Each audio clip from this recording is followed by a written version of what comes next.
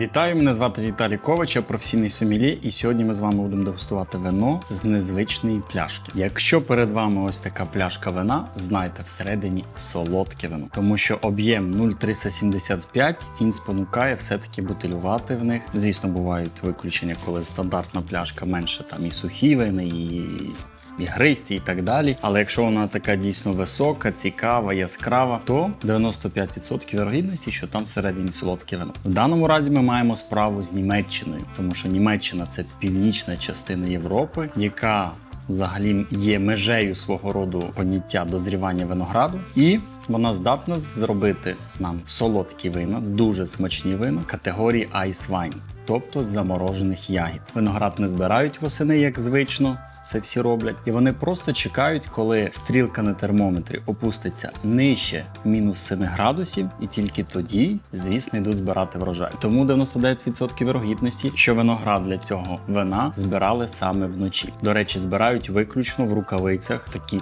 товстелезні, для того, щоб тепло ваших рук не розтопило ягідки. Щоб зробити таку пляшку вина, треба не 1 кілограм ягід. Тому якщо ви хочете дійсно надзвичайне солодке вино скуштувати, тим паче заморожених ягод, ви маєте зразу підготувати трохи більше грошенят. Думаю, 2, можливо навіть 3 рази від звичного цінника. На сьогоднішній день лідером по виробництву категорії Ice Wine є Канада, Німеччина і Австрія. Так само ми можемо зустріти Ice Wine, який роблять, називаємо це, неприродним шляхом, тобто не чекають, коли природа нагородить нас температурою мінус 7 градусів, а просто збирають виноград, розміщують в морозильну камеру, опускають до потрібного рівня температуру і роблять в результаті вже таким собі неприроднім методом. Але в будь-якому випадку і перший, і другий варіант, він дає якісні вина, тільки в першому випадку, в даному нашому, воно більш високоякісне по декільком маленьким деталям, а собівартість, звісно, набагато вища, ніж просто коли ви робите це в морозильній камері. Ну що, давайте скуштуємо і зрозуміємо, що таке категорія Ice Wine.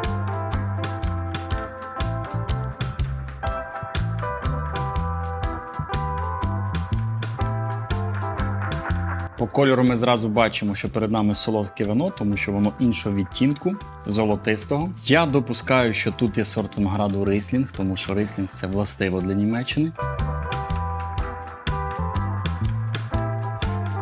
Це та ароматика, в яку хочеться поринути всім тілом, тому що вона дуже багата, вона складна, а ви відчуваєте дуже багато таких солодкуватих аспектів. В першу чергу, звісно, мед. Якщо ми будемо перераховувати фрукти, які ми тут відчуваємо, то вони всі в стані такому з цукром, тобто варення, джеми, висушені. Спектр неймовірного багатства. І, звісно, коли ви оцінили ароматику, ви хочете до цього щось і на столі мати відповідне, тобто величезну кількість сухофруктів, горішків, якісь витвори з інжиру, тобто все те, що реально дуже солодке і дуже калорійне. Але неможливо відмовити собі, маючи таке неперевершене вино на столі.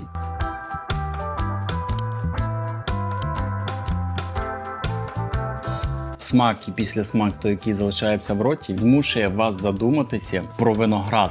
Як фрукт по-особливому викликає у вас повагу до цієї рослини, і тим паче повагу до людей, які здатні перетворити начебто просто з якоїсь ягідки медовий еліксир цього напою. Що стосується гастрономії, ми вже проговорили, але як доповнення якесь, хотілося відмітити сир з пліснявою. Це може бути багато типів сирів з пліснявою, тому що воно достатньо потужне. Це може бути і камбоцола, може бути і якийсь дорблю, і рокфор, і горгонзола піканте. Одним словом, величезна кількість сирів з пліснявою в поєднанні з цим вином просто виглядати на всі 5 балів. Бажаю кожному в своїй невеличкій скрабничці тримати ось таку пляшку, яку ви вчасно зможете дістати звідти і здивувати свою близьку людину чимось надзвичайним і подарувати, звісно, позитивні емоції.